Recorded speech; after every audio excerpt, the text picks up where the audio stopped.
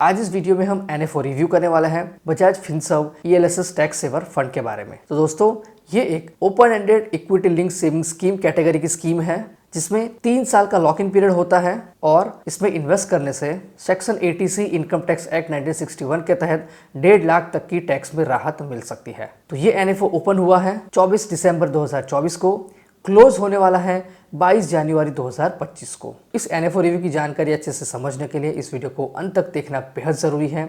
अगर आप चैनल पर नए हैं तो सब्सक्राइब करना बिल्कुल ना भूलें ताकि ऐसी और भी जानकारी आपको मिल सके। तो दोस्तों 2024-25 का फाइनेंशियल ईयर कंप्लीट होने में बस 3 महीने बाकी है और टैक्स सेविंग इन्वेस्टमेंट के लिए भी सिर्फ 3 महीने बाकी बचे हैं। और हर इन्वेस्टर टैक्स सेविंग में इन्वेस्टमेंट के साथ साथ वेल्थ में भी ग्रोथ करना चाहता है। तो टैक्स सेविंग के लिए हमारे पास कुछ अलग अलग टैक्स सेवर इंस्ट्रूमेंट्स हैं। तो इस टेबल के जरिए हम उसकी जानकारी लेंगे और साथ में उनकी कंपैरिजन भी करेंगे। तो हमारे पास ऑप्शंस हैं PPF, NSC, FDs and ELSS। तो इस टेबल को देखिए। इस टेबल में सभी चारों ऑप्शन की अलग अलग पैरामीटर में कंपैरिजन की है, जैसे कि रिटर्न्स की, guarantee returns, lock in period, tax on returns, इस सभी की कंपैरिजन की है। जैसे कि PPF में रिटर्न मिलता है 7.1%, NSC में 7.70%, टैक्स सेविंग FDs में 3 से 8% और ELSS में मार्केट लिंक है। और लॉक इन पीरियड की बात करें तो PPF का लॉक इन पीरियड है 15%, NSC का 5%, FDs का है 5% और ELSS का है 3%। उसी तरह से यहाँ पर टैक्स ऑन रिटर्न की जानकारी भी दी है। तो दोस्तों ELSS में लॉक इन पीरियड सबसे कम है और रिटर्न की उम्मीद सबसे ज़्यादा है और ELSS बाकी तीनों ऑप्शन से अच्छा रिटर्न हमेशा डिलीवर करते आया है। तो मेरे हिसाब से तो आपको टैक्स सेविंग के लिए ELSS में ही इन्वेस्टमेंट करना चाहिए। तो अब हम देखेंगे ELSS के फीचर्स के बारे में कि कौन कौन से फीचर्स है ELSS में। इस टेबल को देखिए। डिडक्शन अंडर सेक्शन 80C, यहाँ पर आपको सेक्शन 80C के तहत 1.5 लाख तक की टैक्स में राहत मिल सकती है। लॉक इन पीरियड सबसे कम है। हमने पहले PPF, NSC और FDs के साथ उसके लॉक इन पीरियड की कंपैरिजन की तो हमें पता चला कि सबसे कम लॉक इन पीरियड है इसके अंदर। बहुत ही कम अमाउंट में ELSS में आप लमसम और SIP के जरिए भी इन्वेस्टमेंट कर सकते हैं और SIP आप 500 रुपए से भी शुरू कर सकते हैं। ELSS में अगर इन्वेस्टर की जरूरत है तो इनकम डिस्ट्रीब्यूशन कम कैपिटल विड्रॉल के जरिए यानी कि डिविडेंड पे आउट के जरिए भी कैपिटल एप्रिसिएशन कर सकते हैं। तो ये ELSS के फीचर्स थे। अब हम एक एग्जाम्पल के जरिए ELSS में टैक्स सेविंग की कंपैरिजन करेंगे। तो इस टेबल को देखिए।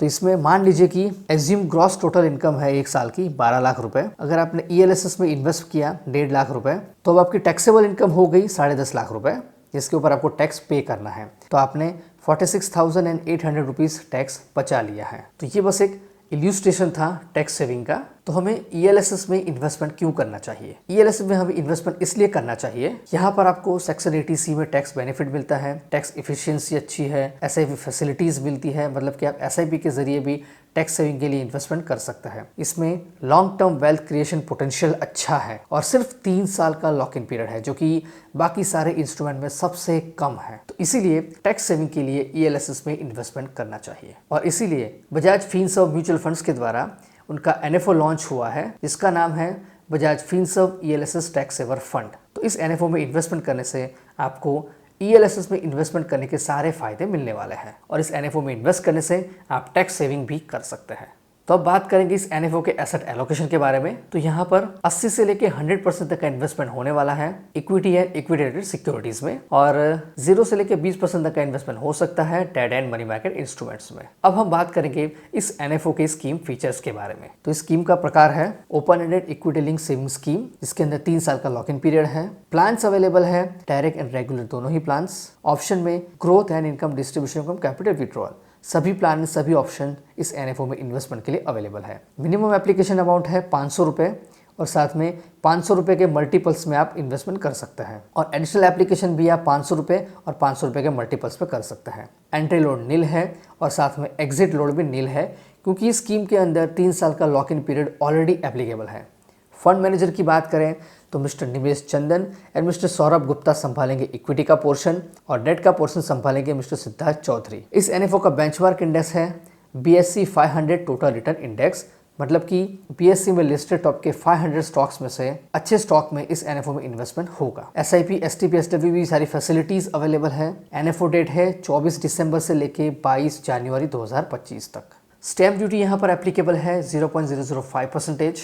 स्कीम का रेगुलर प्लान का एक्सपेंस रेशियो रहेगा शुरुआत में 2.25% तक। जैसे जैसे EUM बढ़ता जाएगा एक्सपेंस रेशियो कम होता जाएगा। स्कीम का रिस्क है वेरी हाई, तो आपको लंबे समय के लिए ही स्कीम में इन्वेस्टमेंट करना चाहिए। 3 साल का लॉक इन पीरियड तो ऑलरेडी स्कीम के अंदर एप्लीकेबल है, लेकिन इससे ज्यादा टाइम पीरियड के लिए भी आप स्कीम में इन्वेस्टमेंट कर सकते हैं। स्कीम का टैक्सेशन रहेगा इक्विटी का। तो दोस्तों, ये थी जानकारी NFO review Bajaj Finserv ELSS tax saver fund के बारे में।